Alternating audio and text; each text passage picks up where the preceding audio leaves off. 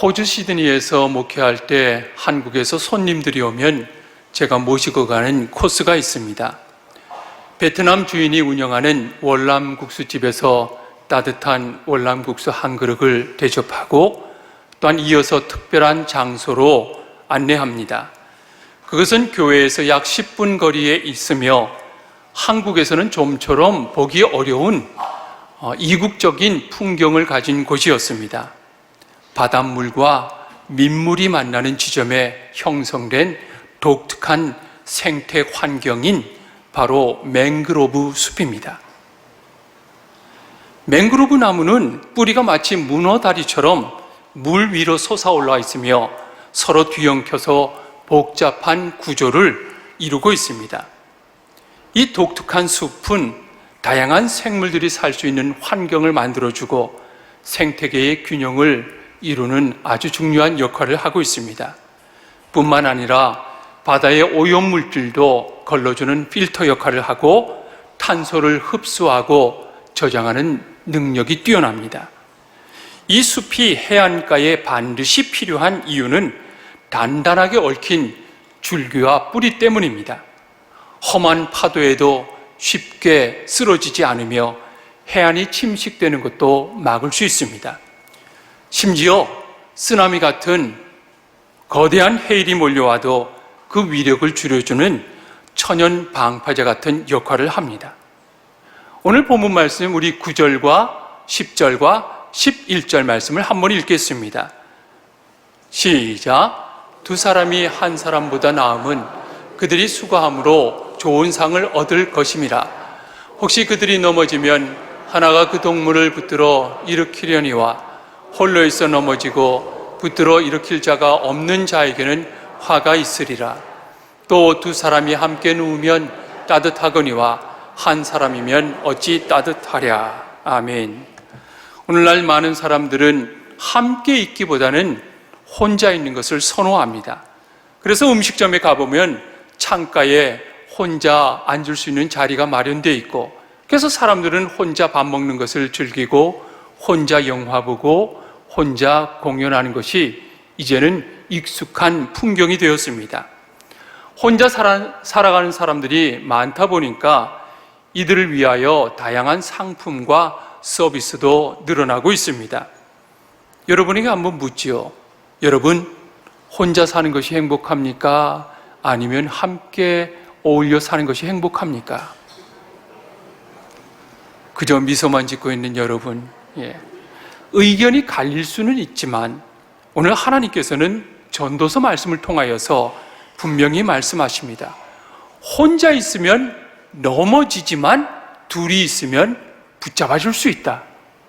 혼자 있으면 따뜻해지지 않지만은 둘이 있으면 따뜻해진다라고 말씀하고 있습니다. 하나님이 창조하신 인간은 홀로 있도록 창조하지 않으셨습니다. 사람의 관계 속에서 의미를 찾고 사람의 관계 속에서 자라고 성숙해 가고 있는 것입니다. 아무리 많은 돈을 가지고 있다 할지라도, 아무리 즐거운 인생을 산다 할지라도 그 모든 것이 모두 자신만을 위하고 자신만의 만족만을 위하여 살아가고 있다면 그 삶은 외롭고 고독한 인생임이 분명할 것입니다. 하나님께서 아담이 혼자 있는 것을 보시고 하와를 보내주신 것처럼 우리도 서로가 꼭 필요한 존재임을 기억해야 할 것입니다. 예수님은 제자들을 세상에 보내실 때 두 사람씩 짝지어 보냈습니다. 혼자서 복음 전하는 것이 그렇게 쉬운 일은 아니었습니다. 혼자라면 쉽게 좌절하고 집으로 돌아가고 싶은, 포기하고 싶은 마음이 있었지만은 둘이 함께라면 큰 힘이 되고 또한 한 명이 넘어졌을 때 옆에서 기꺼이 잡아줄 수 있는 힘이 되기 때문인 것입니다. 물론 예수님의 제자들 중에서도 찰떡같이 마음이 맞는 팀도 있었지만은 불협화음으로 티격태격하는 팀도 있었을 것입니다.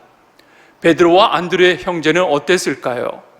어릴 적부터 한 집에서 태어나고 한 집에서 자랐기 때문에 누구보다도 서로를 잘 알고 서로의 취향들을 잘 알 수 있었던 것입니다.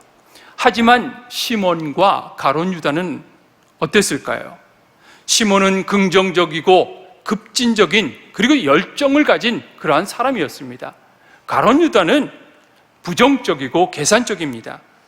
시몬이 가룟 유다와 한 팀이 되었을 때 마음이 좋지 않았습니다. 하지만 그 시간을 지내고 난 이후에 시몬은 많이 성장해 있던 것을 보게 됩니다. 사람이 성장하려면 부딪힘이 있어야 됩니다. 여러분, 청소년기에 자녀들이 자고 일어나면 다리가 아프다 그래요. 아니, 날씨도 청명하고 또한 너는 자라나는 아이인데 어떻게 무릎이 아프냐 물어봅니다. 별 다친 데도 없다 그래요. 그리고 근육에 경련도 일어납니다. 병원에 가보니까 특별한 병명이 없어요. 그리고 하는 이야기가 그것은 성장통입니다 말합니다. 육체적으로 성장할 때 성장통이 있게 됩니다. 이것뿐만입니까? 정신적으로나 마음적으로 성장하기 위해서도 이와 같은 아픔, 즉 성장통이 필요합니다. 사회생활을 하다 보면은 나와 마음 맞는 사람하고만 일할 수 없습니다. 때로는 성격이 다르고 또한 생각도 다른 사람과 한 팀이 되어서 프로젝트를 진행할 때가 있습니다. 이런 상황에 부딪히게 되면은 여러분은 어떻게 하십니까? 팀장님을 찾아가서 저 이 팀과 함께 못하겠습니다. 다른 팀으로 보내주십시오. 이렇게 이야기하시렵니까?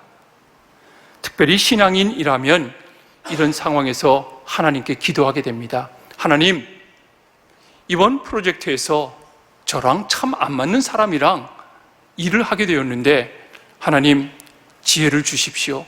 인내심도 주십시오. 하면서 기도하게 됩니다. 기도하면서 일하다 보면은 상대방의 마음을 이해하게 되고 또는 나와 전혀 다른 그 사람에게서 배울 수 있는 그러한 기회를 얻게 되는 것입니다. 사도 바울도 혼자서 전도여행을 다니지 않았습니다. 언제나 동력자와 함께 했습니다. 사도 바울과 죽이 척척 맞는 사람이 있었던가 하면은 사도 바울의 꼿꼿한 성격에 어려워했던 사람들도 있습니다.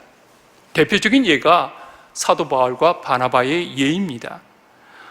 바울은 성격이 강직하고 목표지향적인 반면에 바나바는 유순하고 상황에 따라서 유연했습니다. 완전히 다른 성격이었지만은 주님의 일을 하면서 부딪히고 또 부딪히면서 그들은 하나님의 일꾼으로 세워져 갔던 것입니다. 이와 같이 주님의 일을 하는 과정에서도 우리는 나와는 전혀 다른 사람과 일을 할 때가 있습니다. 때로는 의견 충돌이 일어날 때도 있습니다. 저는 이것을 나쁘게 보지 않고 신앙의 성장통이라고 부르고 싶습니다. 신앙은 이러한 부딪힘을 통해서 더욱 단단하게 성장해 가는 것입니다. 이것은 우리를 해치기 위한 아픔이 아니라 더 깊고 더 넓은 믿음을 갖기 위한 하나의 과정이기 때문입니다. 그래서 바울과 바나바가 그랬듯이 그 부딪힘의 시간을 통하여서 바울은 바울로서 지킬 수 있었고 바나바는 바나바로서 역할을 할 수 있었던 것입니다. 요즘 기업에서 사원을 뽑을 때 면접 방식이 크게 변화되고 있습니다. 과거에는 기업 임원이 질문하고 그리고 면접자가 대답하는 그러한 형식이 대부분이었습니다. 그러나 최근에는 기업 임원과 응시자가 수련원이나 또한 기숙사에 함께 1박 2일 혹은 2박 3일을 머물면서 하는 합숙 면접이 인기입니다. 한 장소에서 함께 지내면서 밥을 같이 먹습니다. 아침에 일어나서 등산도 함께 합니다. 그리고 팀별로 나누어서 게임도 하게 됩니다. 그러면 그분의 생활 태도가 고스란히 드러나게 됩니다. 일상적인 행동뿐만 아니라 동료들에게 대하는 태도도 자연스럽게 파악하게 되는 것입니다. 기업 임원들이 점수를 많이 주는 사람은 혼자 특출나고 혼자만 움직이는 그런 사람보다는 주변의 사람과 함께 어울릴 줄 아는 사람에게 많은 점수를 준다고 합니다. 함께하는 능력이 중요해진 시대인 것입니다. 교회에도 부흥하는 교회가 있고 그렇지 못한 교회가 있습니다. 성장이 정체된 교회는 종종 목회자가 교회의 처음부터 마지막까지 혼자 다 감당하고 있습니다. 교회 청소서부터 행정 그리고 목회까지 혼자 다 감당해요. 이런 교회는 좀처럼 부흥하기 어렵습니다. 반면에 부흥하는 교회는 리더가 모든 일을 혼자 감당하지 않습니다. 성도들에게 과감히 일을 맡기고 역할을 분담합니다. 부서에 적합한 사람을 찾아 세우고 권한과 더불어서 책임도 부여해 줍니다. 예루살렘 성벽이 무너졌을 때 하나님께 부름받은 사람은 느헤미야였습니다. 이 부름의 사명을 받고 느헤미야는 백성들을 격려하면서 함께 성벽을 지어갑니다. 느헤미야서를 읽다 보면은 일은 이렇게 하는구나 하는 탁월한 리더십과 경영의 지혜를 배우게 됩니다. 지도자가 백성을 위하는 진심 어린 마음과 또한 백성들이 성벽을 재건하고 싶어하는 간절한 마음이 하나가 되어서 일을 합니다. 그래서 예루살렘 성벽 재건에는 지위에 높고 낮음이 전혀 없었습니다. 각자의 일이 다르고 지파도 다르고 하는 직책도 다 달랐지만은 모두가 함께 있습니다. 대제사장은 물론이요, 그의 형제 제사장들, 그리고 각 지파의 족장들, 그리고 중요한 사람들 모두 다 동참했습니다. 특별히 느헤미야 3장에 보면은 가슴 뭉클한 장면이 이어지고 있습니다. 대제사장 엘리야십과 그의 형제 제사장들이 양문을 건축하고 문짝을 답니다. 그리고 그 다음에는 여리고 사람들이 건축합니다. 그리고 그 다음에는 하면서 그 다음이라는 문구가 계속해서 반복하고 있습니다. 아들 이름이 나오고 그 아들의 손자 이름이 나오고, 어떤 사람은 문짝을 고치고 어떤 사람은 화덕 망대를 고치고 어떤 사람은 보이지 않는 성벽 구석에서 진흙을 놓고 돌을 쌓는 그러한 모습이 보여지고 있습니다. 얼마나 많은 사람이 자기에 맡겨진 각자의 위치 속에서 성벽을 재건했는지 잘 알 수 있고 가슴이 막 움직여지는 그러한 장입니다. 그때 포크레인이 있었습니까? 아니면 타워 크레인이 있었습니까? 오직 사람의 힘으로만 성벽을 재건하는 그러한 힘든 작업이었습니다. 하지만 이 성벽을 완성할 수 있었던 것은 서로에 대한 격려가 있었고 서로에 대한 돌봄이 있었기 때문입니다. 성벽 맨 밑바닥에 돌을 쌓는 사람을 보세요. 다른 사람들보다 힘이 덜 들었을 거예요. 들어가지고 놓으면 되는 거예요. 그런데 한 칸 쌓이고 두 칸 쌓이고 세 칸 쌓이고 자기의 머리만큼 가슴만큼 돌을 쌓을 때는 더 많은 힘이 듭니다. 머리 위로 들 때는 더 많은 힘을 써야만이 성벽을 쌓을 수가 있었던 것입니다. 그러나 모두가 한 마음이었습니다. 우리 지파는 왜 이렇게 어려운 곳에 배치시켜줬습니까? 우리 지파는 다 나이 드신 분들밖에 없는데, 젊은이들이 없는데 왜 이곳에 배치해 주셨습니까? 하면서 불평하는 지파 사람이 한 사람도 없었습니다. 생각해 보세요. 왜 힘들지 않았겠습니까? 젊은이라고 힘이 덜 듭니까? 나이 드신 분이라고 힘이 더 많이 듭니까? 똑같이 힘들었을 것입니다. 하지만 성벽을 쌓는 이 사람들의 마음은 하나가 될 수 있었고, 서로 불평하지 않고 격려하고 내일이 끝나면 다른 곳에 가서 또 일을 도와주는 그러한 마음이 있었기 때문에 성벽 재건을 성공적으로 이뤄낼 수 있었던 것입니다. 이처럼 사람과 사람이 관계를 맺고 서로 격려하고 도와주는 것이 두 겹줄과 같습니다. 우리 12절 말씀 우리 다시 한번 읽겠습니다. 12절 말씀 시작. 한 사람이면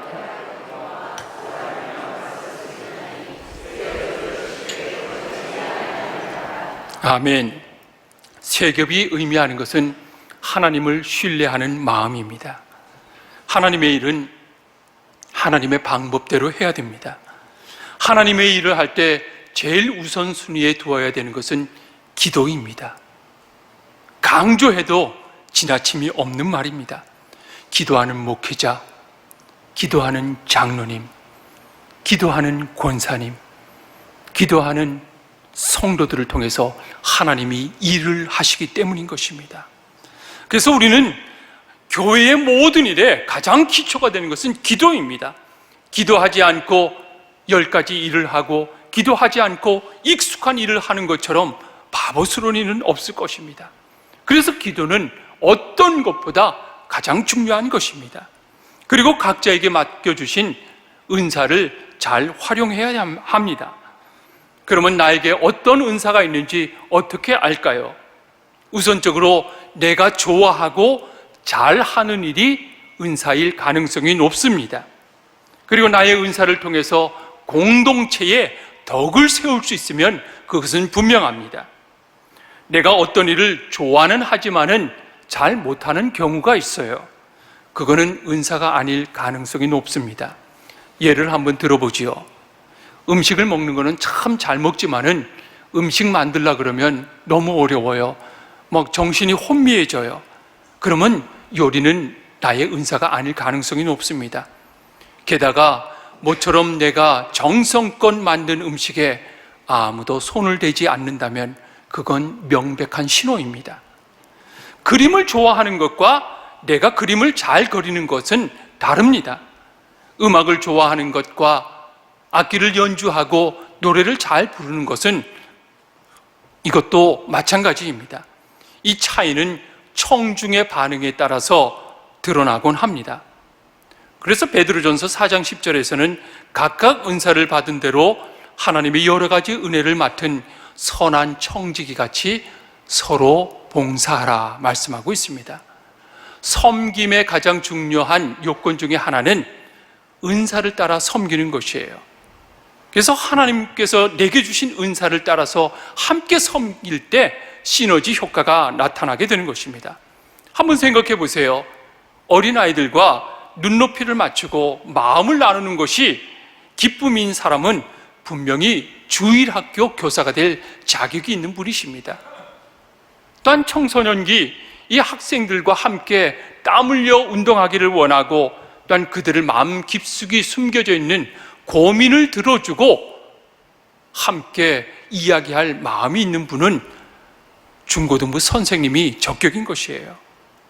혹시 찬양대의 찬양을 듣다가 2부에는 찬양팀이죠. 찬양팀을 듣다가 저 부분에서는 이렇게 했으면 좋겠는데 오늘 또 박자와 음정을 생각하고 있다 그러면 여러분은 찬양대를 도울 수 있는 귀한 보석입니다.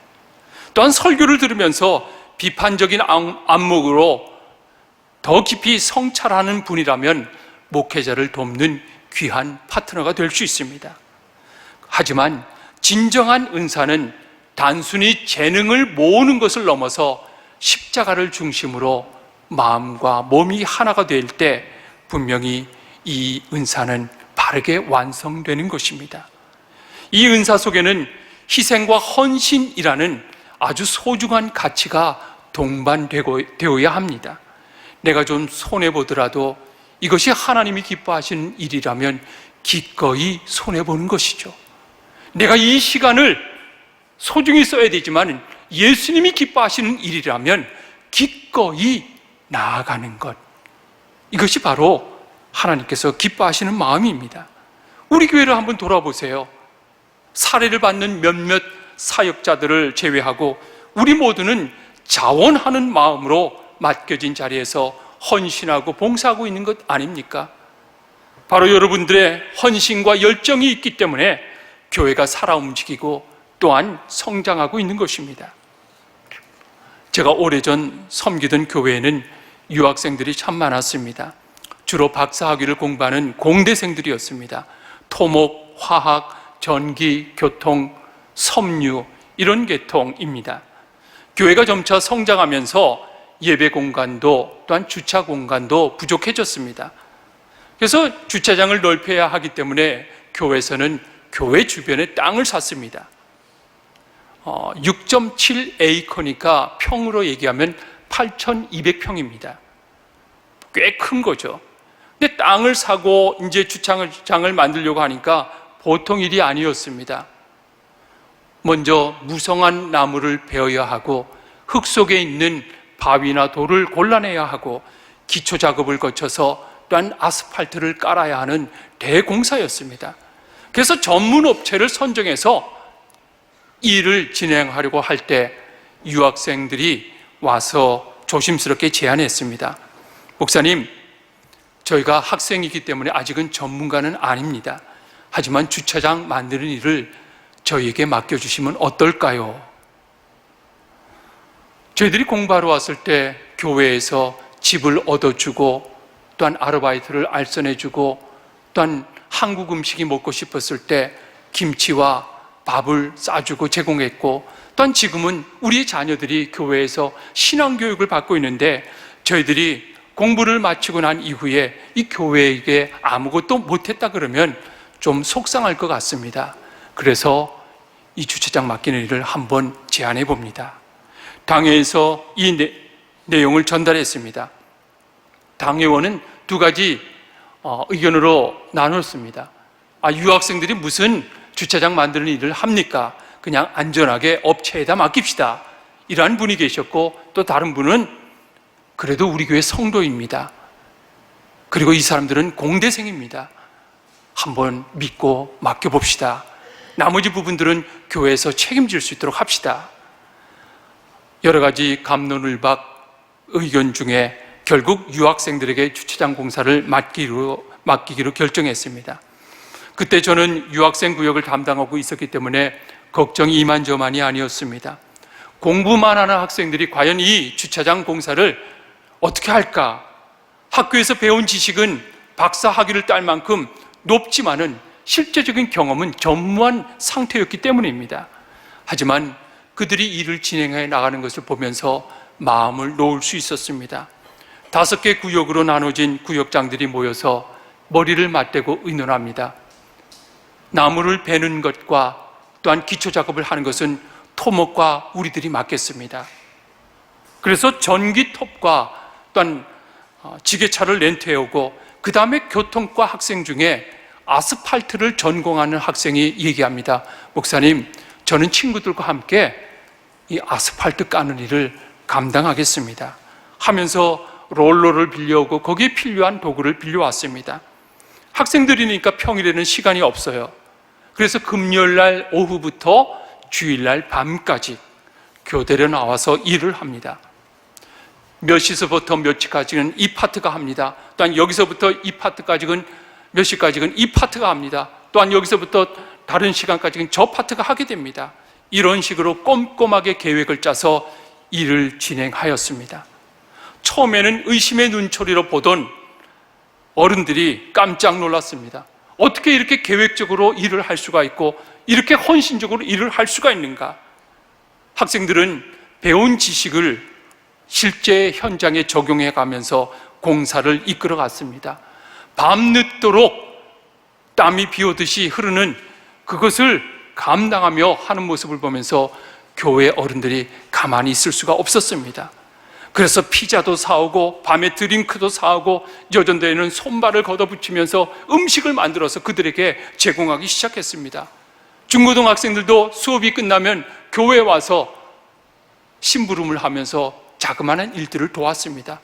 직장인들은 직장을 마치고 난 이후에 교회에 들려서 힘이 되는 대로 그 공사를 돕고 집으로 돌아갔습니다.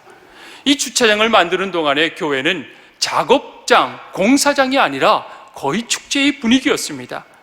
그래서 예정한 날짜에 예산은 잡았던 예산보다 훨씬 줄여가면서 공사를 마칠 수 있었습니다. 이 모든 이야기에서 제가 한 가지 빼놓을 수 없는 것이 있습니다. 그것은 바로 학생들의 마음이었습니다. 그들은 일을 시작하기 전에 이번에는 1구역, 2구역 함께 모입니다. 한 30명 되는 학생들이 모입니다. 모여서 제일 처음 뭘 하느냐? 기도합니다. 하나님, 우리는 배운 지식은 있지만은 실제 경험은 없습니다. 주님이 도와주셔야 됩니다. 하나님, 저희가 하는 일은 저희의 공로를 쌓는 것도 아니요 주님의 몸된 교회를 위해서 하는 일이기 때문에 주님 지혜를 주시옵소서, 인내력도 주시옵소서, 일을 해나가는 동안 안전사고 일어나지 않도록 도와주시옵소서 기도하면서 시작했던 것입니다. 이것이 바로 세겹줄로 일하는 사람들입니다. 하나님을 중심에 두고 하나님을 인정하는 일입니다. 하나님을 인정하는 믿음이 바로 세겹줄이 되는 것입니다. 세상 모든 것을 소유하였고 마음껏 탐닉하며 온갖 쾌락에 취했던 솔로몬이 마지막에 내린 결론이 무엇입니까? 헛되고 헛되며 헛되고 헛되니 모든 것이 헛되도다 말하고 있습니다. 모든 것을 경험하고 모든 것을 소유하였던 솔로몬이 말합니다. 하나님 없는 인생, 하나님 없는 지식, 하나님 없는 관계, 하나님 없는 재물, 그것은 안개와도 같이 없어질 것이라고 강조하고 있는 것입니다. 하나님 없이 일하는 경우가 많이 있지 않습니까? 어린아이들에게 말씀을 가르치고 또한 율동을 하면서 하나님 없이 하고 있지는 않습니까? 찬양을 하지만은 우리의 찬양 속에 하나님이 계신가 다시 한번 돌아봐야 할 것입니다. 하나님 없는 음악은 사람들에게 감동을 줄 수 있지만 은혜는 주지 못합니다. 그 어려운 곡을 어떻게 소화해냈는가 칭찬을 받을 수는 있지만은 하나님께 영광은 되지 않습니다. 은혜는 하나님과의 관계에서 나오는 선물이기 때문인 것입니다. 사랑하는 성도 여러분, 세상에 화려한 삶을 살고 마지막 회고록을 쓰고 있는 솔로몬을 통하여서 하나님은 우리에게 말씀하고 있습니다. 헛되고 헛되며 헛되고 헛되니 모든 것이 헛되도다. 너희들은 헛되게 살지 말아라. 가치 있는 삶을 살아라. 그 삶이 하나님 있는 인생을 살아야 한다고 말하고 있으며 하나님 있는 지식을 배워야 한다고 말하고 있으며 하나님 있는 재물을 모아야 한다고 말하고 있습니다. 그리고 하나님 있는 죽음을 맞이해야 된다고 말씀하고 있는 것입니다. 이제 우리 추석 명절이 시작되고 있습니다. 가족 모임을 이제 시작하게 됩니다.